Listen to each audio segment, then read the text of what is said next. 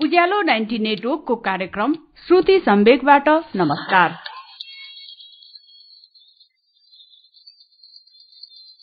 उज्यालो 90 network Kathmandu सँगै देशभरिका 20 वटा एफएम रेडियो स्टेशनहरूबाट हरेक मंगलबार र शुक्रबार राति 9:15 बजे कार्यक्रम श्रुति सम्वेक प्रसारण हुन्छ। कार्यक्रम श्रुति सम्वेकमा हामी वरिष्ठ साहित्यकारहरूका उत्कृष्ट गद्यहरू वाचन गर्दछौं। श्रुति सम्वेकको मंगलबारको श्रृंखलामा शिव अधिकारीको उपन्यास आखेट सुन्दै आएका छौं। श्रुति सम्वेकको मंगलबारको श्रृंखलामा शिव अधिकारीको उपन्यास आखेट सुनिरहेका छौं। रत्न पुस्तक भण्डारले बजारमा ल्याएको यो पुस्तक 2053 सालमा प्रकाशित उपन्यास हो। गएको श्रृंखलामा चेपाङहरूको समूहले चक्रवीरलाई लखेट्यो।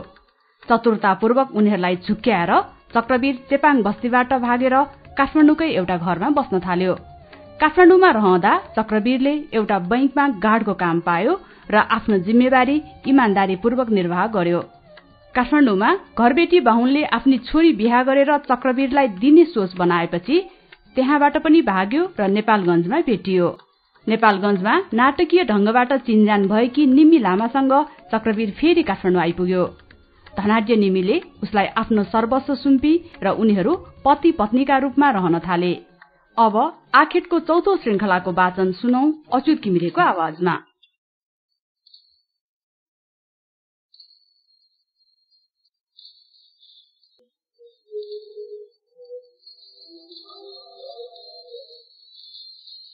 घाँस दाउरा मेलापात ढाकर बोक्छन्, कोदालो चलाउँछन्। संस्कार संस्कृतिको मौलिक मनोविनोद बजा बगर सभ्यतादेखि सर्वथा पृथक जनजातीय आस्था आग्रह निर्वाह गर्छन्। निरापद कोरा कल्पना अज्ञ अथाह स्मृति समन्वयी प्रकृति विराटता बीच बिउतन्छन्, विसर्जित हुन्छन्। सामान्य आवश्यकता उनीहरूको वरद देवत्वले जे जुराउँछ, बीज वनस्पति तिनै बिरौटा बिराउँछन्, त्यही विश्वास रोप्छन्, हुर्काउँछन्। चन्द्र सूर्य तिनै अनादि सम्पूज्य छन्, धरती उर्वरता तिनै गिरी कन्दराबाट आब्रह्म बोधि अनन्त गुम्फित र गुञ्जित हुन्छन्।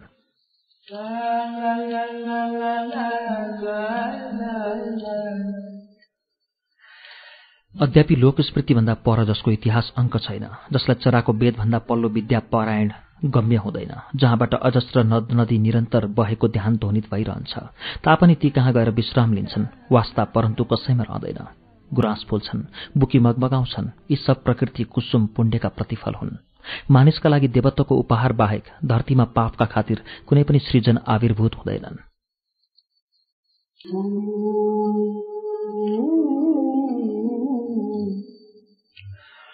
उनीहरू यही ठान्छन्, पुरुषका लागि स्त्रीत्व उपस्थित हुन्छ, स्त्री पुरुषद्वारा उपकृत रहन्छन्।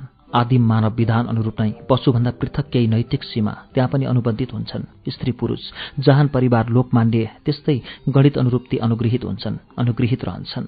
राष्ट्र छ, राष्ट्रिय व्यवहार छ होला। देख्ने जान्नेहरू 4-5 घण्टा हिँडेर राजधानी पुगिने कुरा गर्छन्। राजपाट द्वार दुर्ग घोर घमासान घोडा बगीका कुरा गर्छन्, नैतिक अनैतिक सिहार सुसारका कुरा गर्छन्। तर धेरैलाई त्यस प्रकार कुनै धातु वा ध्यान धन्दाको कुरो थाहा छैन। सातु सामल 5-6 घण्टा अवधिको यात्रा, राजधानीको रसबस, काया कीर्तिको अत्तो पत्तो तिनलाई रहँदैन।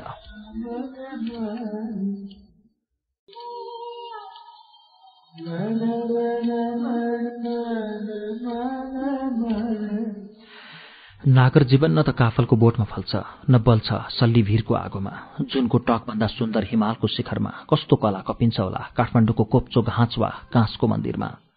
सगरबाट नित्य नुहाएर उदित हुने सुधांशु जुनभन्दा राम्रो, सालधुप मगमगाएर वन वन प्रस्फुटत हुने क्यामुनाका पिउला भन्दा चोखो र प्रभातको क्षितिजलाई जगाएर चिरबिराउने मुनाल चराको बोलीभन्दा मिठो के होला संसारको सुनाद वा सुस्वाद। नेपालमा यहाँका मान्छे अझै पनि काठमाडौँलाई मात्रै नेपाल भन्छन्। त्यस दिन सबैले मिलेर लोसारको साङ्गी मनाए, खुब नाचगान गरे, रमाए।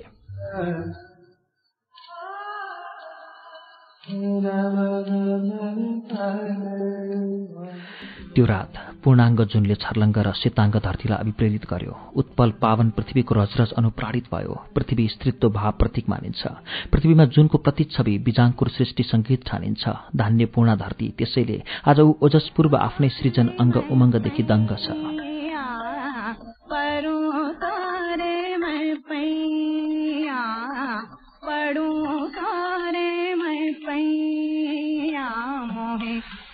ऊ जन्मिएको दिन उसको गाउँ इचोकमा एक किसिम उत्सव चाहिँ भएको थियो। ऊ अर्थात् निम्मी, उसकी बाबुआमाकी ऊ पहिली सन्तान र त्यसमाथि स्त्री सन्तान। छोरी जन्मदा खुसी मान्ने चलन दुनियाँमा बिरलै होला। तर इचोक त्यसै अपवादमा पर्छ। इचोक पूर्व 1 नम्बर हेलम्बुको लगभग सँगसँगै उत्तिकै उचाइ तर अलिक कोल्टोमा रहेको पुरानो तामाङ गाउँ हो। ग्यालुङ, महाकाल, बोताङ वरपरका छिमेकी गाउँ हुन् भने गाउँ समीपको नदी हो मेलम्ची। ऊ जन्मी उसको बाबु लापाङले गाउँभरिका मानिसलाई बोलाएर भोज खुवायो, खुसियाली मनायो। यही रीत यहाँ चल्छ। यस्तै कामना गरिन्छ भने बेखुसी को हुन्छ, किन हुन्छ? सबै छ्याङ खाएर माथे, नाचे, गाए, उसका बाबुआमालाई अर्थात् लापाङ दम्पतिलाई बधाई दिए, शुभकामना टक्र्याए। क्या भाग्यमानी तिमीहरू! कति आइमाई त चुकचुकाएर ताकुरी अर्थात् निम्मीको सुत्केरी आमालाई स्याबासी दिन आए।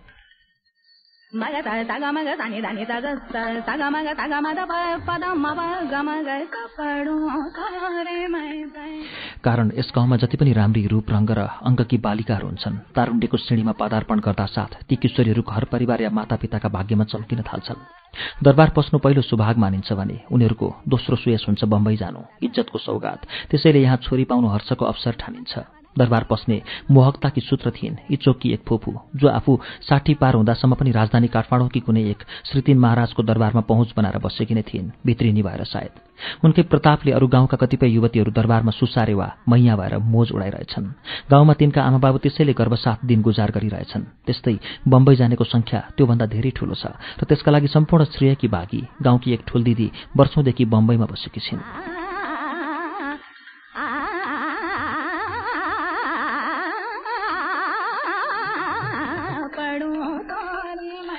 उनी केही वर्ष बिराएर या भनौँ 4-5 वर्षमा एकचोटि ठूलो वार्षिक चाड लोसारका बेला आउजाउने गर्ने गर्छिन्। लापाङ तामाङको घरमा छोरी सन्तान जन्मिएको 3 महिनापछि यो सालको लोसार आयो। संयोगले त्यो साल ठुलदिदी लोसार मान्न उलिन काठ चढेर गाउँ आइन्। प्रथमतः उनको आशिष मागियो र उनीले बच्चीलाई नाउँ पनि दिइन् निम्मी लामा। ठुलदीको विशेष निर्देश थियो बच्चीलाई थोर बहुत पढाउने, पौडी लगायत खेलहरू खेलाउने र कतै कुनै चोटपटक ठूलो दाग बस्ने गरी घाउखत लाग्न नदिने। छोरी राम्री छ र भाग्यशाली पनि, ल राम्ररी जोगाउने।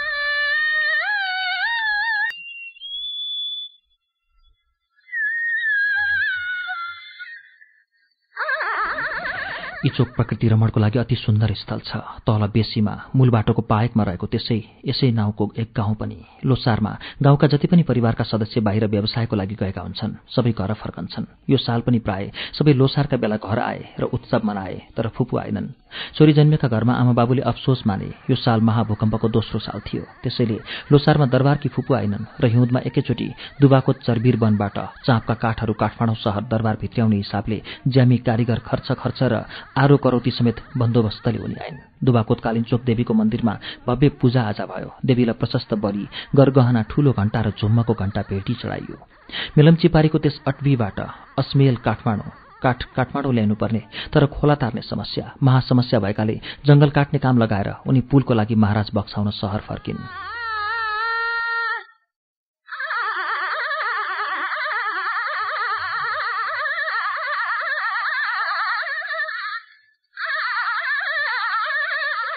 नभन्दै 3 महिनापछि कोही बेलायती कम्पनीको सहायताले मेलम्ची काँचमा महाराजका दरबारहरूलाई काठ ओसार्ने अभिप्रायले एउटा मजबुत झोलुङ्गे पुल निर्माण भयो र जंगल मास्ने जगन्यता निरन्तर रह्यो। यो पटक फुपूले गाउँको रसबसमा चाख लिएर चासो देखाउन भएनन्। सबैभन्दा विशेष उनको आँखा नयाँ जाय जन्मका बच्चीहरू र सबभन्दा कटु दृष्टि निम्मीमाथि गढ्यो। आफैले कालिन्चोकको मन्दिरमा लगेर भाकल गराइन्। निम्मी चाँडै 16 वर्षकी होस् र उसमा कुनै दोख दृष्टि नपरोस्। जोरपाठी, त्यसै अनुपातमा कुखुरा, हाँस, पूजा, सौभाग्य साथ टक्राउनेछु, कृपा रहोस्। निम्मीको सुश्रुवा या भनौँ देखभालमा कमी हुने कुरै थिएन, किनकि बाबुआमाकी उही एक्लै सन्तान थिए। उसका आमाबाबुले ठुल्दीको आज्ञा सिरोपर गरेर समयमै स्कुलमा भर्ना गराए। मेलम्चीमा रहेको निमावी स्कुलमा। इचोकबाट स्कुल पढ्न जाने केटाकेटीको पहिलो लटमै सायद पहिली विद्यार्थी निम्मी थिए।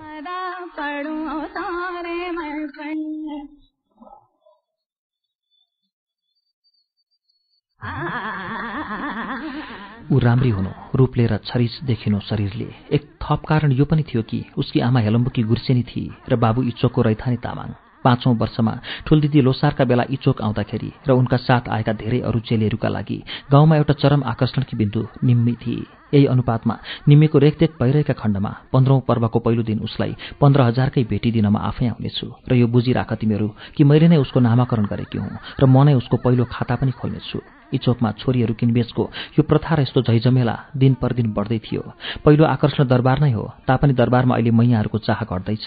गाउँलेहरूले यही सुनेको हो। अब फुपू धेरै बुढी नै भइसकेकेले पनि उनको भरोसा कमै छ। गाउँलेहरू माझ चर्चा हुन्थ्यो। नभन्दै अर्को वर्ष त दरबारी नानीहरू फिर्ता हुन पनि थाले र उमेरमै हुने केहीले त बम्बई पलायन पनि गरे।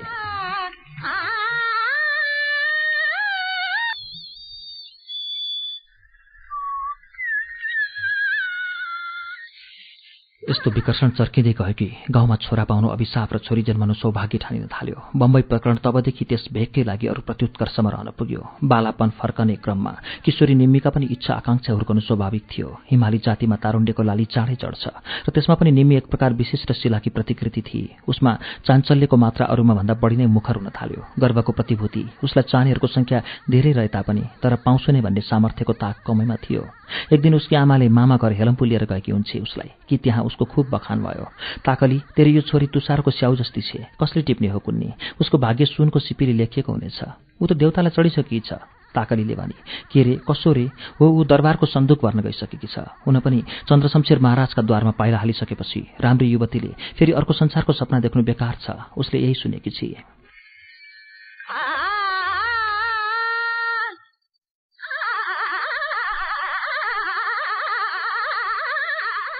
हेलम्बु गाउँ सुन्दरताको बयानमा शिखर महत्व राख्ने ठाउँ हो। सामुन्ने गणेश हिमालको गवेषण, वनफूल वानस्पत हरियाली, त्यसको प्रत्युत्कर्षमा अहिले यो बसन्त बेला छ। पर्यटकहरूका लागि ससानो होटल व्यवसाय गरी आएकी उसकी मावरी आमै खुसीले गदगद भई, नातिनी, तैँले हाम्रो नाम उज्जिल्याउनुपर्छ, कीर्ति कमाउनुपर्छ, सायद यस्तै भनी। हेलम्बुकी नानीहरू कतिपयले पनि दरबार पसेर यस सोबल प्राप्त गरेका व्यतीत अनुभवलाई सम्मान दृष्टिले सम्झना गरेर बुढी रोमाञ्चित भएकी थिए। 7औं कक्षामा पढ्ने 15 वर्षीय निम्मीको अग्रक्षितिज आँखामा एउटै चित्र भाषित भइरहेको हुन्छ निरन्तर। त्यो दरबार कस्तो होला? त्यो हिमाल भन्दा पनि शुभ, सालु जंगल भन्दा पनि स्वच्छ र मेलम्ची खोला भन्दा पनि निर्मल उसको भविष्यले बस यस्तै मात्र बेष्टि बयान पाएको हुन्छ।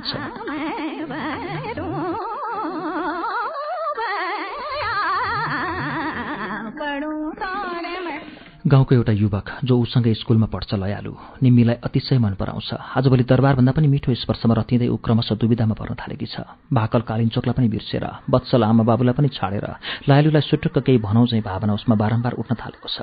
तर वयसको प्रारम्भिक अनुराग र नैतिक धारणा प्रगाढ मनोद्वन्द्वमा तेस्रो परिस्थितिको जन्म जुन हुन्छ मानिसको, त्यो जिन्दगीमा सबभन्दा असहनीय कष्टको अचानो हुन्छ। एक दिन लयालुले निम्मीलाई लिएर सुकौल जङ्घारमा गयो, जुन जङ्घारको नाउँ मानिसलाई मृत्युको मुख देखाएर डराउनु पर्दा उपयोग गरिन्छ। चारैतिर एक्लास जंगल, ठूलो छाँगोपछि तत्काल भुमरी परेको निलो दह, अनि पछि जंगार जहाँ दुःख पर्दा बिलपित एक्लै दुःख पुकार गर्न गइन्छ। कुन्ने किन अचानक निम्मीलाई लिएर आज ऊ सुकौल गएको हुन्छ? निम्मी डराउँछे, किन ल्याएको तिमीले यहाँ मलाई?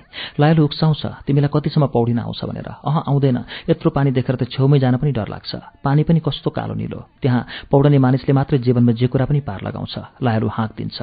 निम्मी झल्यास सम्झन्छे, मलाई बम्बई जानुपर्छ, दरबार जानुपर्छ। दरबारमा के अत्यास आइपर्ने हुन्, कसो कसो वित्यास हेर्नुपर्ने हो। के मैले साँच्चै सुकौलमा पढ्नुपर्छ?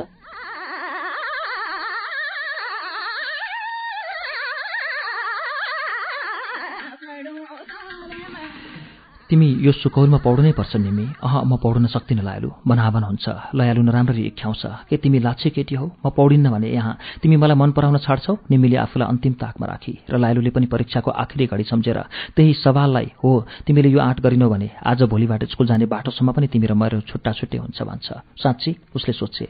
साँच्ची? तिम्रो जवाफ मलाई अहिले यसै बेला चाहिन्छ। त्यसपछि उसले जीवन र मृत्युको दोसाँधमा राखेर आफूलाई चतुर्दिक त्यस महाकाल तालको टकटका छायामा हेरी र स्थिर निर्क्योल गरी आमा बाबुलाई सम्झी, देवी कालिन्चोकलाई सम्झी र सम्झी त्यस वरपरका आफ्ना सारा भय विगतका आशा अनुशंसाहरूलाई।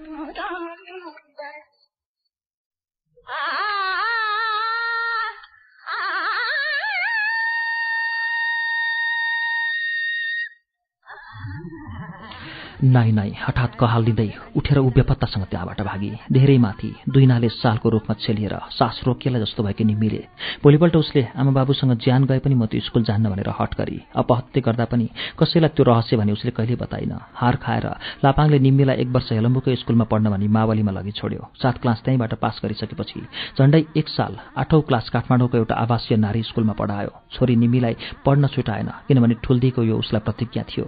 गाउँको स्कुलमा पहिलो पंक्तिमा आउने निम्मीको पढाइ शहरमा पटक्कै एकचित्त थिएन। मन निरन्तर पंख लगाउँथ्यो। अपराधबोध विक्षत विकलतामा कता कता उड्थ्यो, उडिरहन्थ्यो। फेरि पनि लोसार आयो। लापाङ आफैले छोरीलाई शहरबाट गाउँ लिआयो।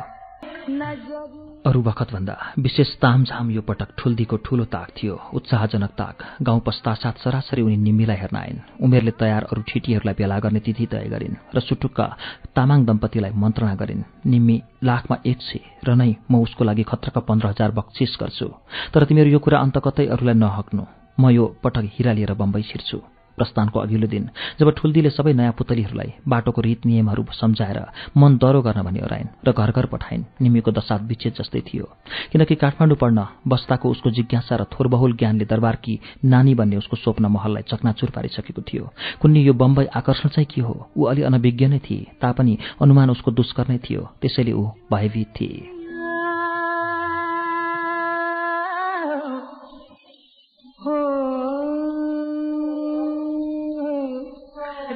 वस्तुतः त्यो दिन आयो नै। पहिले कोमल प्रकल्पना थियो र अब त्यो प्रकम्पन बन्दैछ। बाबुआमा खुसी छन्, आत्मजन आफन्तहरू सबै प्रसन्न पुलकित छन् र एउटा मानिसको आत्मवृत्त जे हो, परिणति परिवेशका लागि ती सबै सहायक छन्। पृथ्वीको वस्तु विधा नियम प्राकृतका बेगर एक्लै मानस मनले नचाहेर मात्रै हकिछे। त्यस युवक लाइलोको सम्झनाले कदाचित विसर्जित नहुने ग्लानी बनेर लखेटिरहने भयो। प्रेमको सिक्कामा उसलाई जिन्दगीभर विश्वास हुने भएन, किनकि त्यसमा ऊ आफै खोटो लिपि चाहिँ लेखिने भएकी छे। मोहे मारे नजरिया सबरिया रे, मोहे मारे नजरिया सबरिया। तर पनि विवश उसले यहाँ कुनै पनि अर्थमा अन्यथा सोच वा विद्रोह गर्न सकिन। यथार्थमा निम्मी पशुधन सरह केवल सिक्काको मोलमा बेचिएकी छे। बम्बई गएर त्यही पृथक अस्तित्व कायम गरौँला वा कुनै इज्जतको वृत्ति बेसाउँला भन्नेमा पनि उसलाई ढुक्क भ्रम छैन। अरूमा भन्दा फरक आत्मविश्वास यति कि कुनै पढे लेखेका सज्जन मानिसहरूसँग अनुनय विनय गरिकन देह व्यापारभन्दा बाहेक भिन्दै केही समुचित जीविका निवृत्ति खोज्न वा पाउन पनि त सकिन्छ। यो लोक चाहे मानिस या पशुकै होस्, निम्मी लगभग यो निश्चयमा पुगेकी छ। रातभरि गमेर उसले यो मत बनाएकी हो कि संसार स्वार्थमा केन्द्रित छ। मेरा बाबुआमाले मेरो प्राप्तिको मोल चुकाएका छन् 15,000, एउटी छोरीको उत्कृष्ट मोल। अरू उनाउले भन्दा दोब्बर कमाएका छन्, भैँसी या बाख्रा वा बँदेलको भन्दा 10औं गुणा बेसी। त्यसै मानव खुसी छे, बुढियासँग ऊ त्यसैले बिना हिचकिचाहट जानेछ। शान्तसँग निर्विचार र विश्वासपूर्वक सबै ठाउँमा बुद्धिमत्तापूर्ण व्यवहार गर्नेछे। यो गाउँ उसको पुण्य निम्ति पर्याप्त छैन। आत्मक्षयको प्रायश्चित निम्ति साहसको सामर्थ्य यहाँ सम्भव छैन। ऊ आफै आफ्नो सम्पत्ति होइन र आफ्नो हक आफूमा कायम देखाउन सक्षम पनि छैन।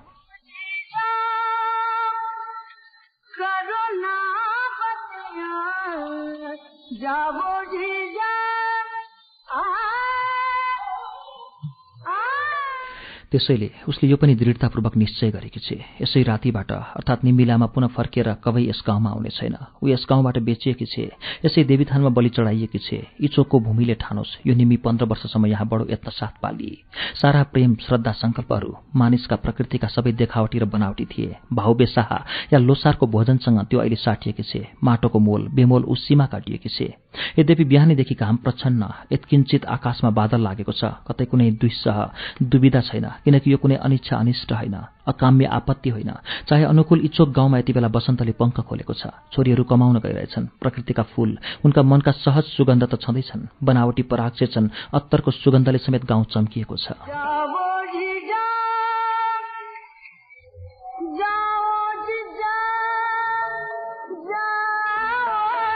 ठुल्दीले भनिन्, म फेरि आउँदा यो गाउँ जस्ताको छानाले छाइनेछ। बम्बई या संस्कृतिको सही छापमा यहाँ सपनाहरू यसरी नै हुर्किने गर्छन्। ल है, राम्रो गरेस् है छोरी, हामी तँलाई सम्झेर बस्छौं। निम्मीलाई बाबाआमाले विदा गर्दै भने, चिठी लेख्दै गरेस्। परसम्म पुर्याउन आए। पूरा लोक भावुक थियो। यद्यपि लोक व्यवहार बाहिरी इच्छावृत्ति भौतिकीमा अनुरक्त।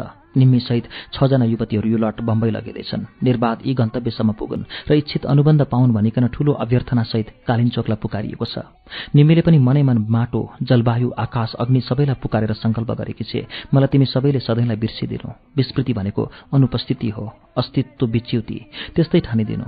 गाउँलेहरू प्राय सबै तल मेलम्चीसम्मै आएर विदा गरे। मेलाको एउटा ठूलो डोला यात्रा अघि बढिरहे चाहिँ, धुमधामपूर्ण उत्सव विसर्जित भइरहे चाहिँ।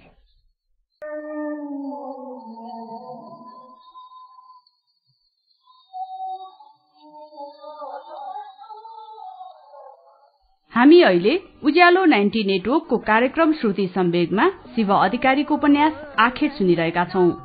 केही बेरपछि यसको बाँकी अंशको वाचन निरन्तर रहनेछ। उज्यालो सुन्दै गर्नुहोला।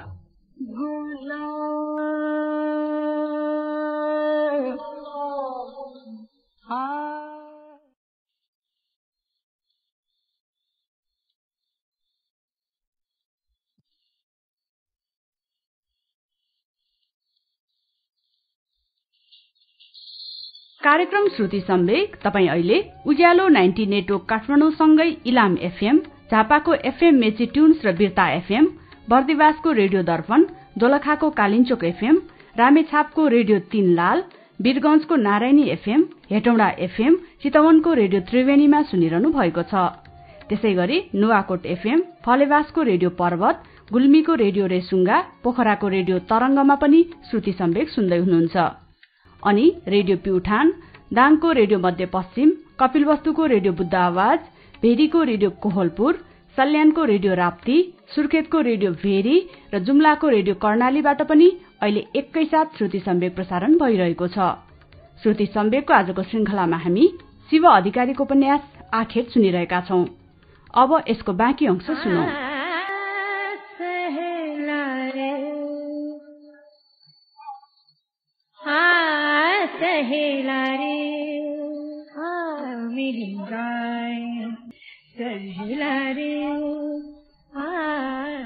काठमाडौँमा त्यो बेला थियो प्रजातन्त्रको नयाँ बिहानीको।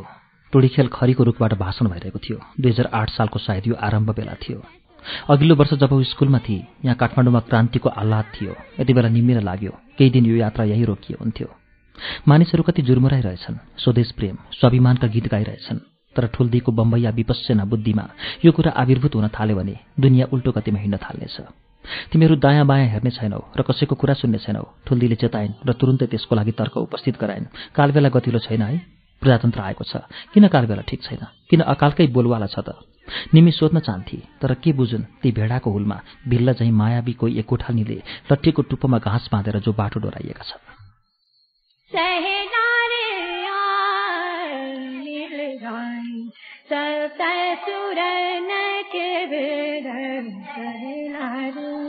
परिहरू अलङ्कार हुन् पृथ्वीका गहना अर्थात् नारीहरू। जस्तो श्रृङ्गार पृथ्वीले धारण गर्छिन्, नारीहरूले पनि त्यही अनुरूप कालाबाजीमा बदलिनुपर्छ, बुझ्यौ? ठुल्दीले भने। त्यहाँ तिमीहरूलाई मनोरञ्जन कलाको तालिम दिइन्छ। नाचगान, खानपान, अभिनय निम्ति तिमीहरूले जे पनि सिक्नुपर्छ। पाहुनाहरू विशेष गरी ठूलाठाला प्रसन्न भएपछि मात्रै परमेश्वरले पनि वरदान दिन्छन्। सबै कुरा मान्छेको खुसीमा टेकेको छ। सृष्टि सबै खुशी, आनन्द, मनोरञ्जनको लागि हामी हाजिर छौं। नारीहरू, तिमीहरू त्यसैले अप्सरा हौ, समाजका श्रृङ्गार हौ। ठुल्दीले भनेपछि नबुझे पनि त्यो कुरा वेद वाक्य हो। तिमीहरूले धेरै रमाइलो देख्न पाउँछौ, मिठो खाना राम्रो लाउन पाउँछौ र पाउँछौ पैसा आफ्ना आमाबाबुका लागि घर पठाउन समेत। बस त्यही रौस छ उनीहरूलाई।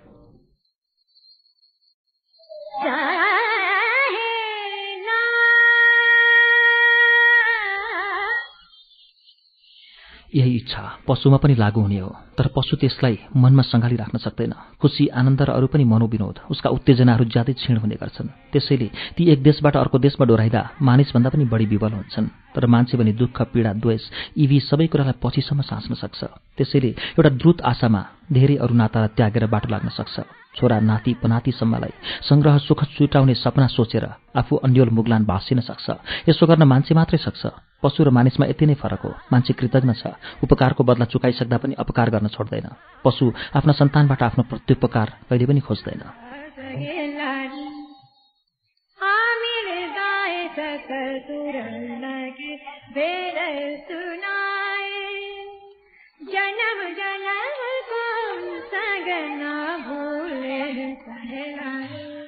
ठुल्दीको सारा कारोबारको बाटो र व्यवस्था पूर्व निश्चित रूपले तम तयार छ। उनको गाउँ इचोकमा मात्र होइन, बम्बई मण्डीमा मात्र होइन, सीमा भन्सारमा पनि इज्जत छ।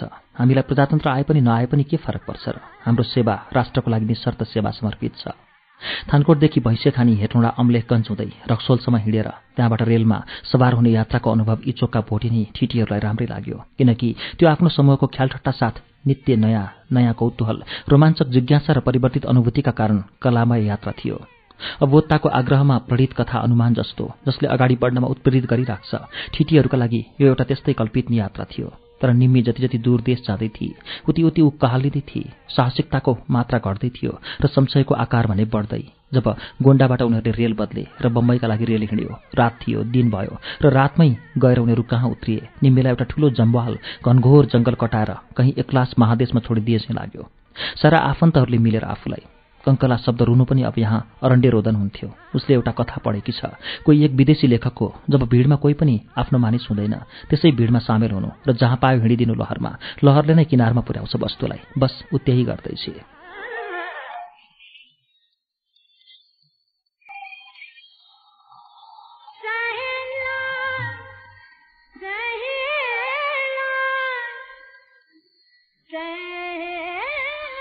उसलाई घत लागेको हुँदा अप्ठ्यारो स्थितिमा ऊ त्यसैका थाम्सालाई सम्झने गर्थे। ठुल्दीले त्यहाँबाट उनीहरूलाई पूर्व पाठकहरूको पुनरुक्ति गराउँदै कहाँ लगेर गइन्, के गाडीमा राखेर बिजुलीमय बम्बई महानगर उनीहरूको निम्ति अन्धकारमय महावलय सहर भयो।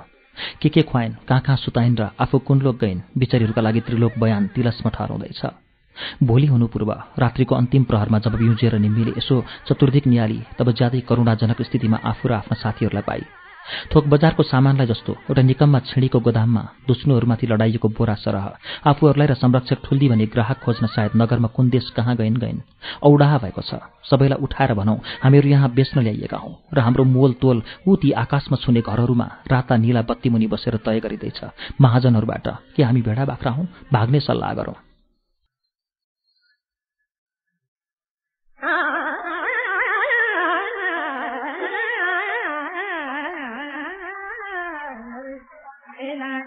तर व्यर्थ हो, यी सब भेडा बाख्रा भन्दा पनि निरीह र निकृष्ट छन्। मेरा कुरालाई अचानो बनाएर मैमाथि यिनले खुँडा प्रहार गराउनेछन्। ए सुन्तली, ए कल्ली, ए बुल्की, बसन्ती, सबैलाई एक एक शब्द पुकारी मस्त निन्द्रामा कोहीले पनि प्रत्युत्तर कम्प प्रकट गरेन। उठेर बिस्तारो चालले खुनाको एउटा चरबाट बाहिरको उज्यालोतर्फ चालले चियाएर हेरी केही गुरमैलो शब्द स्त्री पुरुष आलाप चाहिँ सुनि क्रमशः एकाग्र भावले चियो गरेर हेरिएको दृश्य वा सुनिएको संवादपछि उसको निर्केल थियो यो कुनै कोठी हो, बेविचार जसलाई भनिन्छ, अनैतिक व्यसन, इतरिएको भावाविनय, आंशिक अभिव्यञ्जनाले त्यस्तै अश्लीलताको संकेत दिन्थ्यो। उसको आङ सर्वाङ्ग सिरिङ्ग भयो। ऊ अरू छटपट्टि कामाशयता यदि त्यो वाञ्छित र स्वीकृत पनि छ भने आत्मनिसर्गदेखि पवित्र त्यो क्रिया श्रद्धा समन्वित उत्तेजन बन्छ, ऊर्ध्वचेतना बन्छ। यदि त्यो आतुर इच्छाले भय वा आशंकाको आकार ग्रहण गर्छ भने सर्पदंशले जस्तो त्यसले मनलाई मूर्छित गराउँछ।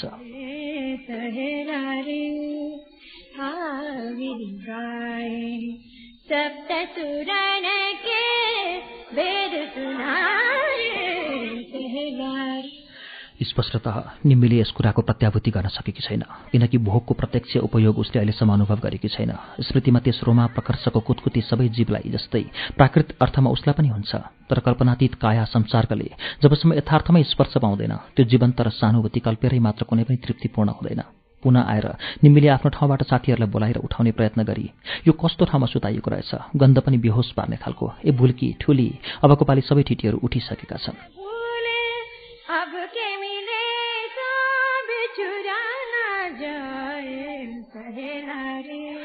एक क्लासमा एक्लै कोठामा उनीहरू भविष्यका बारे जिज्ञासु हुन थालेका छन्। कहाँ ल्याइयौँ, कता पुर्याइँदैछौँ, यस्तैमा सुत्नु थियो। चना भुजा खाएर र गन्धमा उक्सको मुकुस्सिने थियो। योभन्दा कता कता बेच्दा आफ्नै इचोक थियो। विचार विमर्श चल्दा चल्दै ठुल्दी आइपुगिन्। साथमा कोही एक दलाल पनि थियो। यो त तिमीहरूलाई पहिलो रात, आउँदा आउँदै ठाउँ कतै नमिलेर दुःखजिलो रात काट्ने मेसो गरेको पो हो। केही दिन अरू तिमीहरू नहडबडाओ, काम खोज्न समय लाग्छ। अनि पो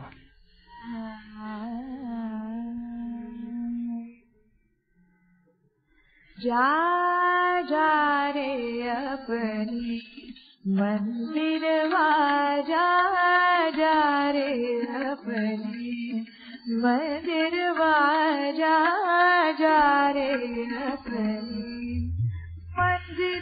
जो जसलाई जहाँ काम मिल्छ आज यहाँबाट छोड्नुपर्छ, जसलाई काम मिल्दैन उसले मैसँग हिँड्नुपर्छ। यहाँ यताउता आँखा लगाउने पाइला अघि सार्ने काम छैन, एकदमै खतरा हुन्छ। निम्मी यता आऊ छोरी, बुढियाले पहिलो शिकारको बोहनी उसैबाट गराउने भई। निम्मी सर्वाङ्ग सिरिङ्ग भएर झण्डै थर र कामी र पर्चिएको बोका चाहिँ उनीहरूलाई पछ्याएर बाहिर आई। तँलाई मैले एकदमै राम्रो ठाउँमा काम मिलाइदिएको छु, जनपथ भिल्ला, यहाँको सबैभन्दा रमाइलो र इज्जतिलो ठाउँ हो बम्बईको। तँलाई मैले पढिरहेकी कि नाचगान र अरू कलाबाजी पनि जानेकी हुँदा त्यो ठाउँ मिलाउन सकेँ, जोड गरेर बल्ल बल्ल त्यो पनि। ऊ यो मानिससित जात अहिले ढुक्कले, म भरे भरे आउँछु, यिनीहरूको पनि त व्यवस्था गर्नु पर्यो, बुढियाले भने। मंदिरवा सुन पावे मोरी सासन नदिया, जा जा रे अपने। मिमी बर्र आँसु झारेर रोई। दयालु अनुहारले अभिभावक ठुल्दीलाई हेरेर वास्तवमा ऊ यति दुखी र यति निर्वश सायद जीवनमा कहिले भएकी थिइन। भित्रीदेखि कुडी, ठुल्दी म जान्न, तपाईँसितै बस्छु ठुल्दी, ऊ रोई। बुढिया कठोर भई तर देखिए कोमल। के भने कि सधैँ मसँग बसेर निर्वाह चल्छ, सधैँ बाबुआमासित बसेर व्यवहार चल्यो, त के गर्न आए कि यहाँ सम्झी त? काम गरेर धेरै पैसा कमाउन आए कि मसित डुल्न आए कि होस् र? हेर छोरी, माया लाग्छ, निहास्रो लाग्छ। कति दिन तँलाई आफ्नो गाउँघर, आफ्नो आमा बाबु साथीभाइ मात्रै सम्झन आइराख्छन्। मलाई पनि त्यस्तै हुन्थ्यो। मन दह्रो गर्नुपर्छ र यहीँ बिस्तारै बानी पर्छ। तँ त पढी बुझेकी मान्छे छेस्, सम्झन सक्छेस्। जहाँ बस्यो त्यही आफ्नो ठाउँ हुन्छ, जे गर्यो त्यही आफ्नो काम, सम्मानको पेसा बन्छ।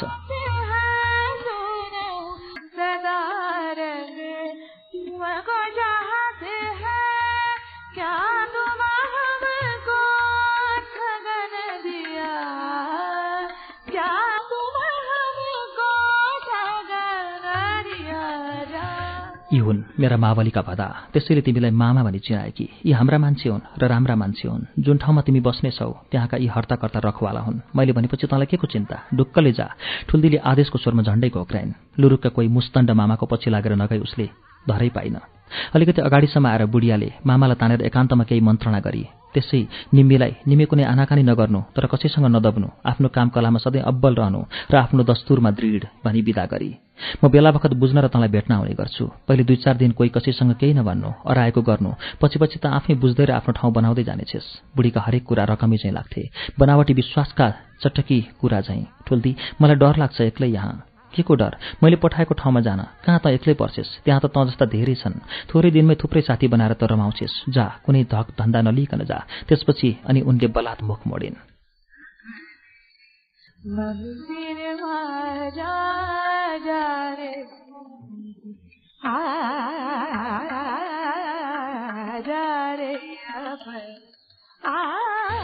एक वाक्य नबोलिकन खाली ठुल्दीको आज्ञा मात्रै अनुसरण गरिरहेको र निम्मीको प्रतिक्रिया मात्रै विचार गरिरहेको मामा मुस्तण्डले आँखा तरेर हिँड भन्ने इसारा गर्यो। डरलाग्दो आज्ञा। निम्मीका आँखाका डिलसम्म डबडबाइराखेको आँसुको भेलले एकैचोटि सीमोल्लङ्घन गरेर तर आत्मनिदानको बाटो लियो। बाटो अर्को छँदा पनि थिएन। उम्लिएको लावा चाहिँ छाती रित्तिएर उसको सम्बन्ध जर्जर प्रतिशोधत्तै खग्रासले उद्भिजको आकार लियो।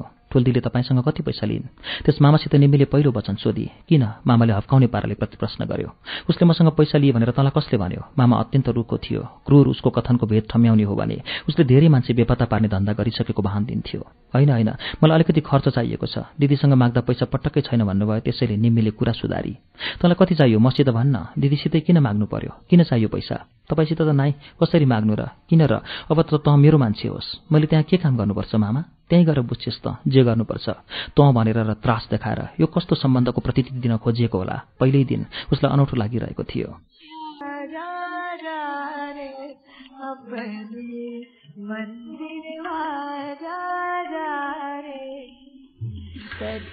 तपाईले मलाई किनेको हो मामा? कतिमा किनेको? अभोत्ता बस निम्मीले जब यो प्रश्न गरी तब मुस्तण्ड मामाको अनुहार पाकेको अन्जिर जस्तो रक्तिम देखियो।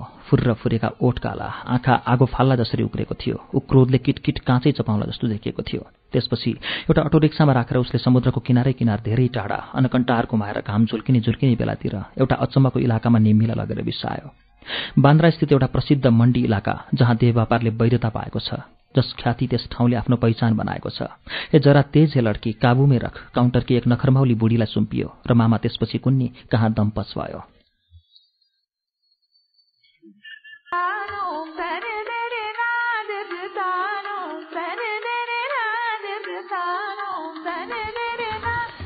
बाई बुढ़ी पान जपाएर मुखमा, तुम नेपाली छे, तू धन्दा नमान, तेरेको मैं सुन की तिजोरी में रखूंगी अपनी भन्छेर डोराएर माथि तेस्रो तल्लामा खुल्ला रङरङ्गतीको कोठामा लग्छे। मै धेरै नेपालीको जान्छु, उनीहरू सिधा होइजान्छन्। मानिनी, तू भी मानिनी हो, मैं तेरी मान को पहिचान छु। थोड़ी ठहर। बुढ़िया भित्र गएर तुरन्त बाहिर आई। देख तू पहले नहा, जानती है ना तातो पानी को नल छ भीतर, जा और पूरा नुहा धुआ के एक कपड़ा पहन। ऐसे पहिर्ने की विधि समेत सिकाएर एउटा लुङ्गी र टी सर्ट दिएर उसले निम्मीलाई बाथरूममा पठाई। त्यतिन्जेल बुढीबाईले कोठी सोठी अरू के तारतम्य मिलाई मनोवैज्ञानिक रूपले निम्मीलाई तयार पार्न भूमिका बाँधी।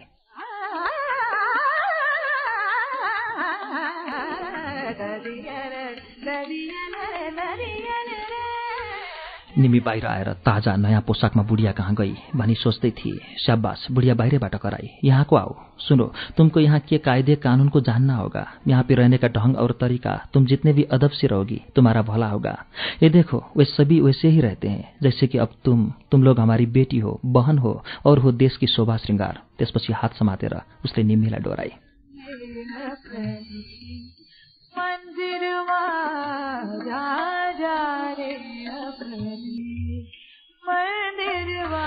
चलो तुम्हें मैं खाना खिलाउँगी। बुढियाले बिहेको पहिलो दिन घरमा सासूले जसरी बुहारीलाई आफ्नो हक अधीनमा लिँदा हुन् र तालिम गर्दा हुन् त्यसै हिसाबले उसलाई भान्सामा लगी। त्यहाँ भेटिएकाहरूलाई देखाउँदै ऊ नयाँ पाहुना हो, घरको पहिली अतिथि भन्दै आफ्नै रेखदेखमा दाल रोटी खुवाई। अरू पुरानियाहरू छिल्लिएका ख्यालठट्टा गरेका केही पनि रमाइलो नलागेकोले निम्मीलाई हुने कुनै कौतुकता नजागेको गवार सरह सबैले छोड्छन्। तर व्यवस्थाले लाचार पर रहनु परेकी निम्मी बेसै भयो भन्ने सोचेर बस्छे। के हुन्थ्यो ती आएर उसलाई तात्छन्।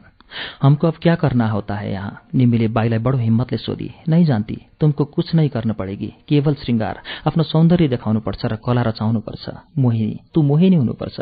म त्यसो होइन, अरू नै काम गर्छु। म पढ्ने लेख्न पनि जानेको छु। ए तू बाहर से ही जान करके आई हो, तब तो और अच्छी हो, तुम्हें सिखाउनु नै पड़ेन। अमीर जरा रानी को बुलाला। बुढियाले कसै नेपथ्यको मानिसलाई हराए।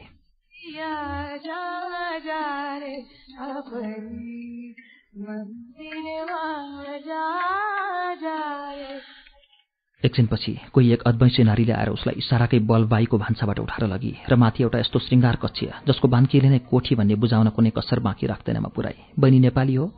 नेपाली राम्रो बोलेकीले त्यस आइमाएर उसले पहिलोचोटि निर्धक्क हेरी। कहाँ नि तिम्रो घर? इचोक सिपा 1 नम्बर। के थर तिमी तामाङ हौ? घरबाट एक्लै भागेर आएकी कि कसैले भगाएर या आफन्तहरूले फकाएर? उसले सोधी। के यहाँ सबै त्यस्तै मान्छे आउँछन्? सबै भागेका भगाइएका मात्रै हो? तिमी कसरी आइपुग्यौ? मलाई त मेरी गाउँकी दिदी ठुलदिदीले ल्याइन्। जन्मदै मलाई उनले देवी भगाएकी थिइन्। ए तब त तिमी पक्का अप्सरा रहेछौ। अनि उसले पूरा शरीरको अङ्ग ढङ्ग शिरदेखि पैतालासम्म जिउ ढाल लगायत वर्की फर्की गरेर हेरी। ल तिमीले गरी खान्छौ। नाच्न आउँछ? अब उसले कला पारख गर्न आँटी।